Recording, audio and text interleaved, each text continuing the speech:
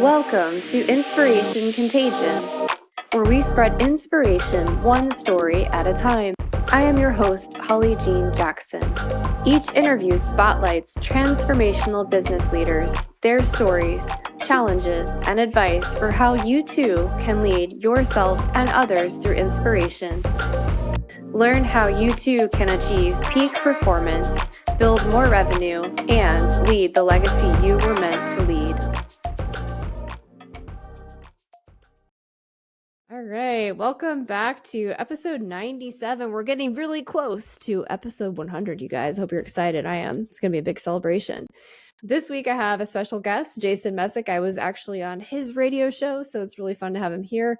Jason is the founder of Relentless Business Mastery.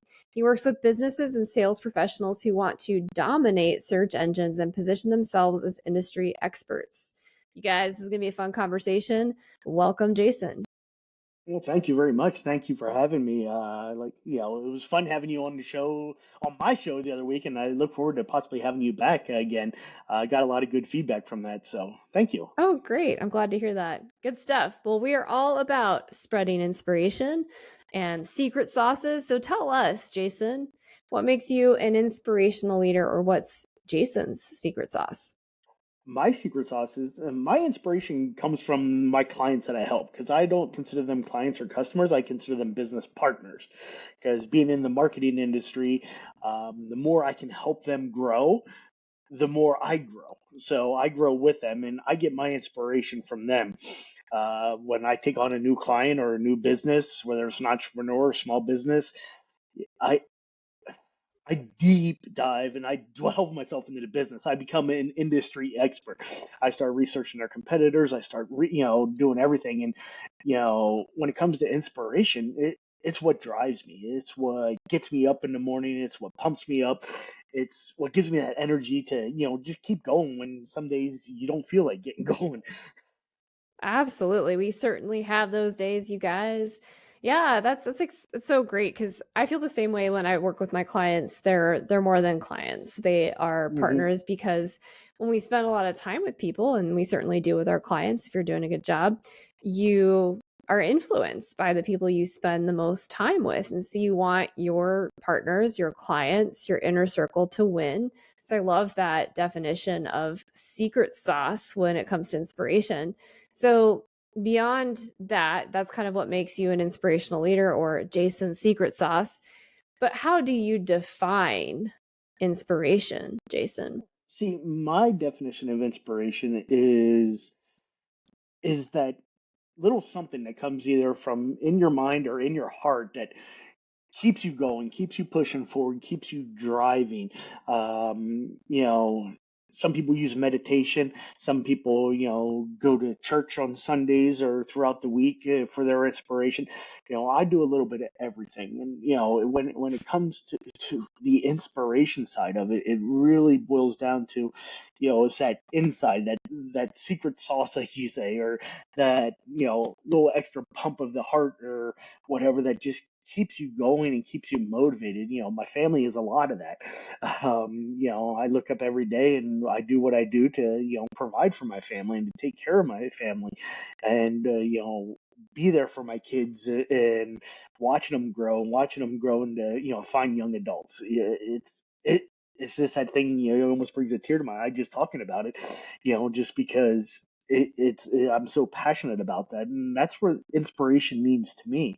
My definition is, in short, is that little something that gives you that push when sometimes you don't feel like that, you don't feel like pushing, but just really driving into it. Yeah. So for our listeners, if you're hearing this and you're like, gosh, I wish I had that little push that Jason's describing, this is where it's really important for you to discover what inspiration means to you as an individual. And sometimes we have to borrow inspiration to start finding our own spark of inspiration. So if that's something you're experiencing today, I would encourage you to experiment with some of the examples he shared: meditation, I find inspiration through rock climbing and seeing people do new Hmm. challenges in that space, or going to a live musical concert. We went to this Absolutely. beautiful candlelight music concert with it was a quartet. I think it was last night. This week is a kind of a blur. And the community started singing together. And I found that Hmm. so inspiring that we created this beautiful moment that will never be exactly replicated in that way. So find those small moments and reflect back on, even in the past, your past version of yourself when you Hmm. could borrow inspiration from being a kid. So, Jason, we're going to pivot a little bit. I want to talk about peak performance. So, how do you define peak performance and how did you arrive at this definition? For me, my definition of peak performance is comes down to the optimal way that you do your daily tasks. Your daily operations, your daily task is, are you working smart or are you working hard? I know a lot of people have heard those terms before, and really what it comes down to, it comes down to having that, I wouldn't say rigid, but definitely strict schedule, to allow yourself, whether it's turning off all the electronics so you can do deep focused work, or having that set calendar, that set schedule. Everybody's different when it comes to that.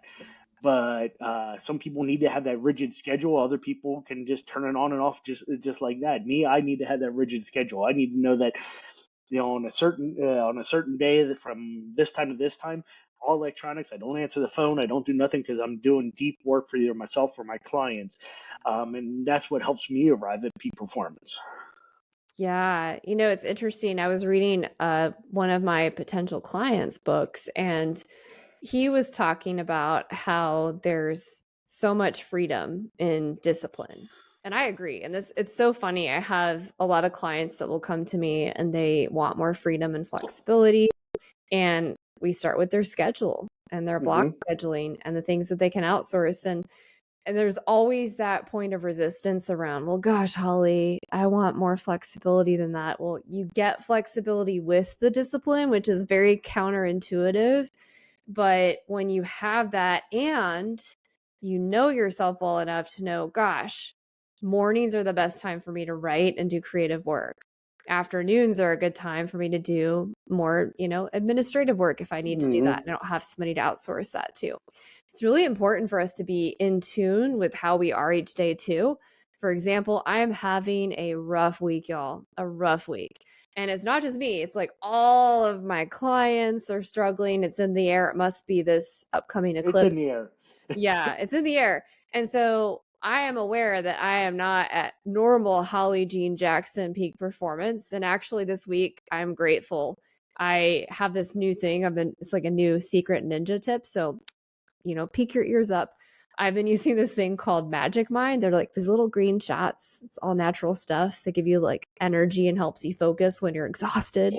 And this week I've had insomnia just from all of the stuff going around. And it's because I know that my baseline is below where I want it to be. Hmm. That Magic Mind stuff is helping me get through this week. Oh my goodness. And I'm grateful for it. So, pro tip, you guys, Magic Mind. It works. And you guys know Absolutely. I love magic. Magic's delightful. Am I right, Jason? Magic's Absolutely. great. That's how we met. Is the little magic that this little magic spell, I should say, you cast upon me. Yeah, I think the message I sent you was let's make magic. Who doesn't want to make magic? Come on, you guys. Absolutely. So Jason, in reaching peak performance, it didn't happen overnight. You had Oh, some challenges absolutely and not. obstacles. So tell us, what were some of the biggest challenges and obstacles you faced? Probably the biggest one, and I think we can all relate to this at some point in our lives, is taking our own advice. I advise business clients, sometimes just on daily operations, sales processes and stuff like that. And I'll be sitting there with a client and talking. It's like, why the heck am I not doing this myself? I should be doing this myself. And I'm doing it for myself the hard way to build my business, but I'm helping them grow 10 times, 20 times the size that they want to grow. But yeah, sometimes just sitting back and taking your own advice, um, and don't ever hesitate to reach out. having the proper surroundings around you. Align yourself. You look at your circle. Um, what kind of people do you hang out with? What kind of people do you conversate with? Are they lifting you up on a daily basis, or are they complaining on a daily basis? Because that right there, just changing your circle. I used to have a big circle. Now my circle's very small. But I get much more out of my circle than I have now, and the people that I converse with. Yeah, no, so there's so much wisdom I just want to make sure we pull out of that answer, Jason, for our listeners, because I feel like people need to hear this. So, the first thing I want to highlight that Jason just shared is you guys, they tell you this, your mom tells you this, take your own medicine. It's a real thing. And this It makes me think of really like is. that the spoonful of sugar, you guys. It's so funny to me, and I am guilty of this too. We all are. We're human. You know, Hmm. you're not perfect. Even if you coach people on these things, you need your own medicine. I wrote a book on health, you guys. I wrote a book on it. I have my mom, my siblings, my friends, my community that have read the book. When I go through a new injury or health challenge, it's very triggering for me. That's why I wrote a book on it. Yep. And they're like, "Yeah, this really wise young woman once told me," and they quote my book. And I'm like, okay, fine. I need to go read my book again and take my own medicine. So that's just like one Absolutely. example, you guys. It's kind of, but I think it's funny because it's relevant to what Jason is sharing, but it It, happens all the it time. really is. Yeah, no, it's take your own medicine, and you know, you hit the nail on the head. I get people all the time that I'm talking to, and they're like, "Well, you told me once," and I'm like, "Oh yeah, I did." I got to kind of almost smack myself up the side of the head, and and give yourself that inner awakening. Because a lot of times we know what needs to happen and what needs to be done, but we look at it like our business is special. It doesn't work like this, or I'm different. No, it really comes down to basic principles. Yes, yes. And the other thing I wanted to highlight that you said shared earlier was your inner circle. And I feel Hmm. like because of the crazy energy that is in the air this week as we record this, this will be released 3 weeks later, but oh my goodness, it is wild with this eclipse and Mercury retrograde, what is just coming out of the woodwork right now. So, Jason shared something really insightful about who's in your inner circle. And we've all heard this quoted: the 5 people you spend the most time with is going to affect the impact that you have, how much Hmm. growth you have. So be careful who's in that inner circle because it's either going to build you up or pull you down. And what I like to say is think through the people you spend the most time with. Like if you look at your phone, the people you're texting, the people you're messaging on social media, the people that you physically spend time with on your calendar. And I want you to do something. I had a call with this young man and he said, Holly, if people aren't a +2 where I'm stoked and it's a hell yes, I want to talk to them, I don't have another conversation with them. I'm like, that's Hmm. pretty cool. Life is short. That makes sense to me. But also, who are your -1s or -2s? Because those are your energy vampires. Hmm. And I don't know about you guys, but as we get older, our energy is precious and life is precious, and we don't need any energy vampires stealing our magic. Am I right? Oh, absolutely. I believe Dan Kennedy said it best. He called it time sucking vampires. um, but yeah, no, it's absolutely true. I have thousands of acquaintances. I have maybe three friends. Yeah. But there's a reason for that, and once I figured that out, which was probably about 6 or 7 years ago when I finally figured it out, my life is so much more peaceful. My life is so much more happy, and I don't get that daily drama that you don't realize how much it really does drag you down. Yeah. Yeah. So, Jason, I want to ask you, since you have this dialed in, how do you create a culture of peak performance in your company? Um, well, practicing what I preach is what it really started down to. It's kind of taking your own medicine, but at the same time, it's treating everybody how I want to be treated. It's showing that respect. It's When you have, let's say you have a couple assistants, if you're an entrepreneur that do outsource certain tasks, if they've done a phenomenal job that week, you call them up on that Friday at noon and say, hey, guess what? We knocked this week out of the park. Take the rest of the day off. Go spend time with your family.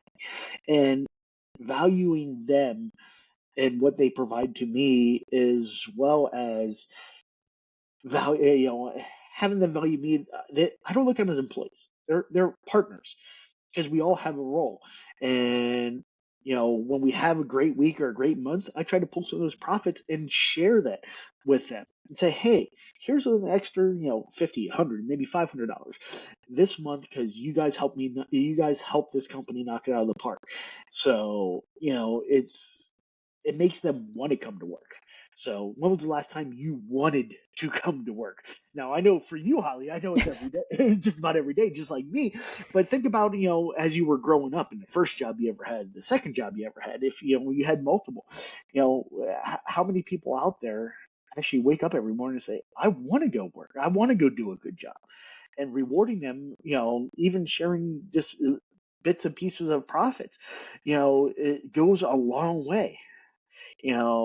Recognizing anniversaries, recognizing birthdays, recognizing, hey, it's your anniversary. Why are you here today?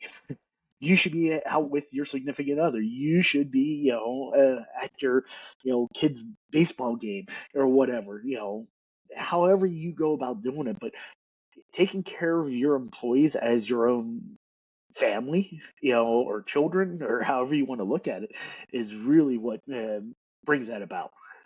Oh my And goodness. Yes. Yes. This is so, so important. sorry, that brought a We tear to my eye talking about it. Yeah, actually, my assistant, if she hears this, Rojabelle, she is delightful. And I don't know what I would do without her. And I agree. When we have employees, especially if you're a small shop, you're an entrepreneur, you're a business owner, you really do need to treat your people like partners. And I really do look at my assistant, Hmm. Rojabelle, as a partner in my business. And we wouldn't have grown and had our best quarter in business last quarter without her being here. My clients love working with her. They're like, they want to steal her from me. Guys, you can't have her. She's mine.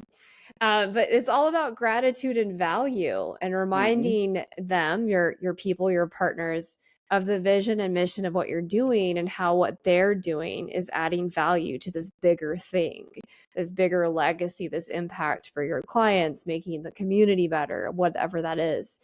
It is all about value and gratitude. And It is. people need to not just be appreciated financially, but like you said, having those accolades and celebrating and reaching out to them and saying thank you or sending a card and Hmm. knowing that you care about them personally versus just the numbers. And this is why, you guys, when he was talking about jobs you hate, we've all had them. I've had plenty of them. Why do you think I started my business? Because I got laid off from so many places where I felt like a number. And I was a Hmm. top performer creating solutions as an entrepreneur for these massive corporations. And I got tired of not having any control over my future and destiny. And that's why I work with small business owners, quite frankly, is because I don't want to work with people that don't treat other humans like Hmm. humans and where you feel like a number. So if you're listening to this and you're like, yeah, that makes sense to me, you're not alone. We've all been there. We've all had those stepping stone jobs. It just means that it's time for the next stepping stone, moving to that next thing, right? Well, you learn what not to do. Yes, that too. It's still a learning experience, and it's very tangible for business owners to remember that as you're, whether you're an entrepreneur, small business, brick and mortar, no matter what you do, it's having that and remembering all those times that you felt like that I was just a number or you didn't feel appreciated, and making sure you have that conscious front of mind awareness to be able to share that with your team and saying, I don't want them to feel like that. People are trying to steal your, personal assistant. They will never do it if you treat them right. My assistant loves me. She'll never leave me. I'm not worried about that. She is delightful. She's like a sister. Yeah. So, Jason, I want to ask you next, how have you optimized your customer experience to reflect this peak performance and what you've reflected of gratitude and value? Well, once again, I don't treat my customers as customers. They're business partners.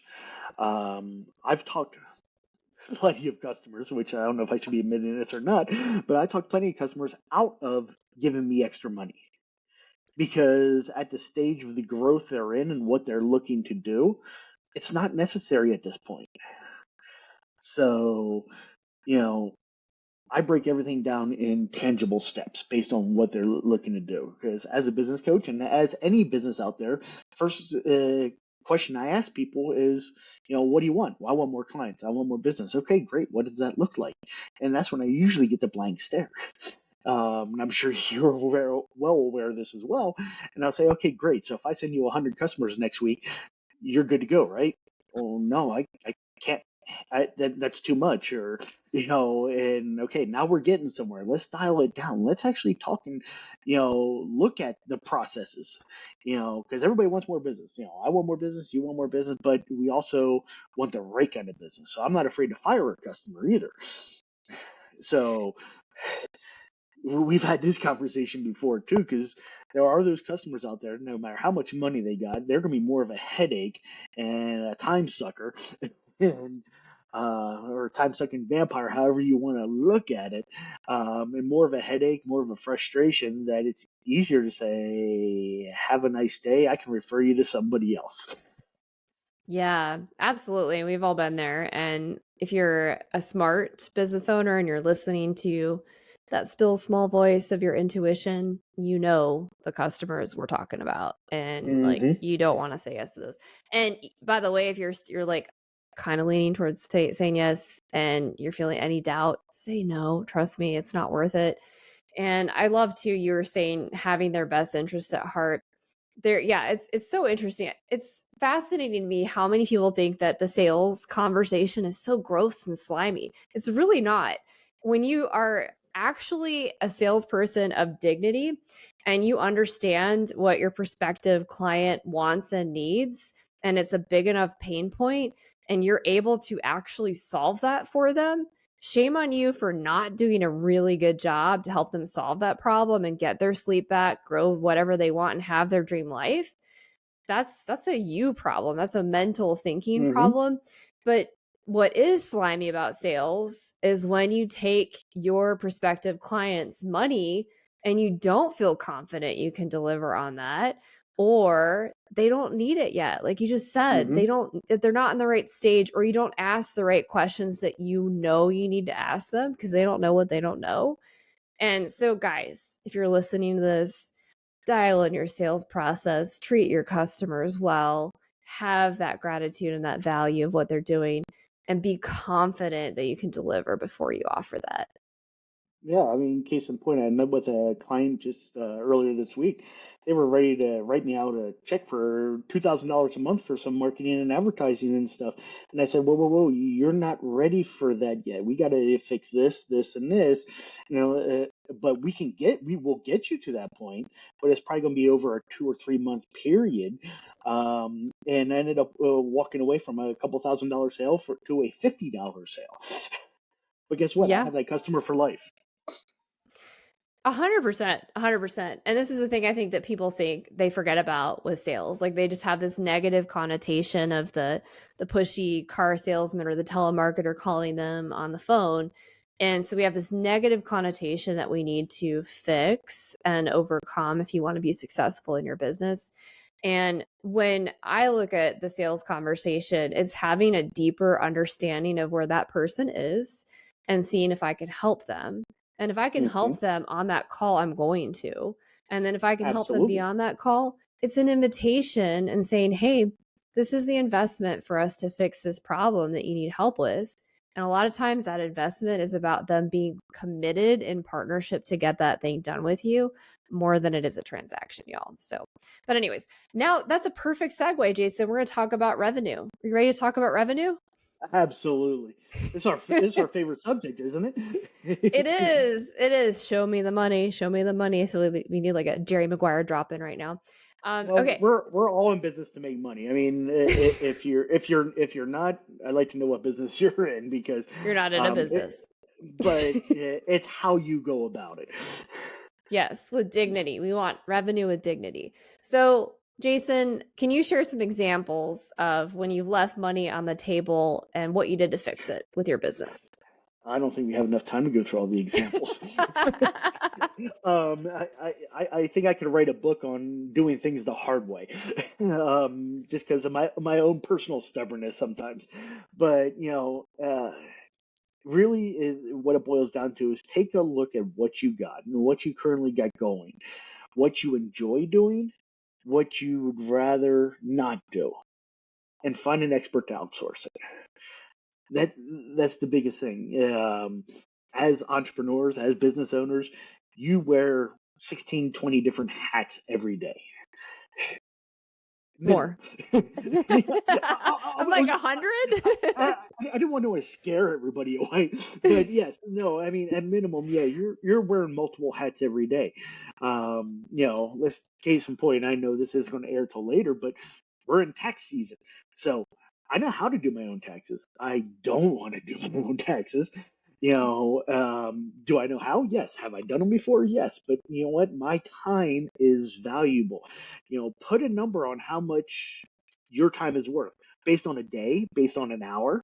Break it down. And if your time is worth, let's say, $250 an hour or $50 an hour, wherever you want to put it, could you outsource certain things for that same price to be able to let you focus on the things you enjoy, the things you love, and the things that will help you grow? Yes. Oh my gosh. So we're going to spend a couple minutes on this because this is so, so, so important. Okay. You guys, how silly is it when you're wasting countless precious hours of your time on things that you don't like, you feel procrastination on, you feel this yucky stuckness, you don't want to get out of bed because you're dreading this project you've been delaying on? That's a sign you need to hire a who to do that for you, right? Hmm. When you're stuck on the how, you're procrastinating, you're resisting it for a period of time, you need to hire somebody to do that, you guys. And yes, the reality is you wear so many freaking hats. This is so funny. So I was talking with Mercury retrograde. I've been having all these tech issues, Jason. And one of the tech issues I had is my freaking LastPass. Ugh. And so I was having trouble with my LastPass. And it was funny. I was explaining this to somebody. They're like, what is LastPass? And I'm like, it saves all your passwords under this one thing. You can use it on different devices. It's great. I would die without it. Like if I lost my account, I'd be really screwed. And he's like, how many passwords do you have? I scroll through hundreds. I think I have Hmm. 450 passwords, y'all. And Sounds that's about right. because because as a business owner, there's all these tiny little pieces of technology that build up over time. Your email signature rescue, your short links, your all of the things, you guys, it adds up. It really adds up. And then there's all these systems for your personal health and whatnot that keep changing, medical charts, etc. Anyways, my point is that you want to outsource this with tech, you want to outsource this with a person, and you want to get your time back instead of feeling overwhelmed. And because we wear so many hats, you need to have that like Jason just said, that value, understand what the value of your time is and stop wasting it. If I'm like, for example, I bought a new car recently and I got it pretty close to where I wanted, and I could have haggled more, but I'm like, my time is worth more than haggling a little bit more. It's not enough money for me to waste any more time right now. Like, Hmm. I'm moving on to the next thing because I've done the calculations of the value of my time. So you guys, if you're listening to this and you're like, gosh, I'm stuck, figure out what's the value of your time. If you add up Hmm. over the quarter, how many hours a week you're working, how much you made, divide it, do the math. And if there's anything where you can outsource that for a lower price, please do. Because I Hmm. guarantee you, you're going to grow so much. We grew 70%, 70%, 70 last quarter because I have an assistant helping me. We've outsourced more with technology and SOPs and all the things. And I want you to have that growth too. Because gosh, we're all about magic today, Jason. That's right. Um, I mean, my last quarter, I'm versus last year, I'm up 1,300%. well, and, there you go. and, 13. and, That's really good. and I'm looking to almost triple that this next quarter. And am I doing that much more work? No, outsource the stuff that I don't want to, that's wasting my time. You know, you can hire somebody to literally answer your phones remotely, a virtual assistant for like $10 an hour, or you can pay per phone call. Do you want to be sitting there doing that, or do you want to be focusing on your work? You know, they say time is money, and it's true. We only have so much time in the day, and if you like working the 16, 20-hour days, go for it. But eventually it's going to catch up to you, especially when you get to my age. So it's definitely going to catch up to you, and you got to realize why am I doing this? And then the other big thing is sometimes good is good enough. Yeah. That's Yeah. a big revenue buster. Everybody's trying to perfect everything. Maybe put a new flyer together. Maybe you put a new email together. Sometimes good is good enough. Send it off to a friend, send it off to a trusted colleague, have them review it. Great. Does it look like there's something that'd be interesting? Great. Send it off. Don't get stuck in analysis paralysis. That's a big one for revenue. Yeah, we could spend all day on that. Oh my goodness. When We could- people they launch their book, they launch their class, they think that magically they're going to become famous with their new podcast. You Nope. guys, it takes time. Just beta launch that thing. Don't make it perfect. See if you have a market. If you don't, move on to the next thing. And then you haven't like Exactly. wasted resources and time. I digress. We could talk all day about that. We could talk. We could talk for days on that. I could give you so many different examples, but sometimes good is just good enough, because you Yeah. could spend days, weeks, months on perfection and it'd be a flop. And it doesn't exist, you guys. Hate to tell you. All right, Jason, what's the next shiny object that you want to turn into a new revenue stream? My next shiny object. Well, we discussed this on one of our calls, and it's something that is so new to the so new to the market that people aren't even searching for yet. They see it, but they don't even know how it exists. And it's something called search box optimization. Um, I think we talked about it before, where whenever you search for something, whether you're using Google, Bing, Safari, if you're an Apple user, they all come from the same algorithms. Like Safari uses Google. I mean, they're not their own search engine; they use Google. I'm sorry, they really are. But when you're typing in something for a search, nowadays everything kind of auto completes to something. Auto suggest is what some people call it.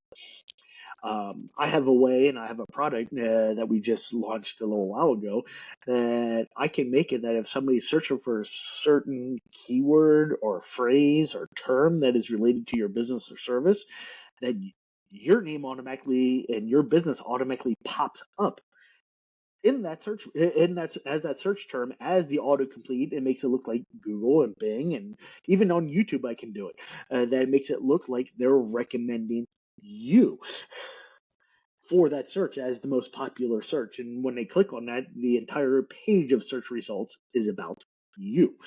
So now, even when you scroll down and Google asks, well, people also search for, all those questions are about you. So it's really like putting a billboard out on Google. So you think about the billboards as you're driving down the street. This puts a billboard on Google, on Microsoft Bing, on YouTube, however you want to do it. Those are the three platforms that are available. But it makes it all about you. Very So cool. That's one heck of a shiny object, you guys. Check that out. Oh my gosh, so good. This has been such a great conversation, Jason. I'm excited to see how that shiny object comes to fruition and creates some magical wins for some really cool, badass business owners out there. Because I know you're selective who you work with too. So, we're gonna wrap up, Jason. I'm gonna ask you two final questions. absolutely. All right, what's the best one piece of advice that you would share with others today? The best one piece of advice is don't give up, Beautiful. because people will try, because I know I've done this before.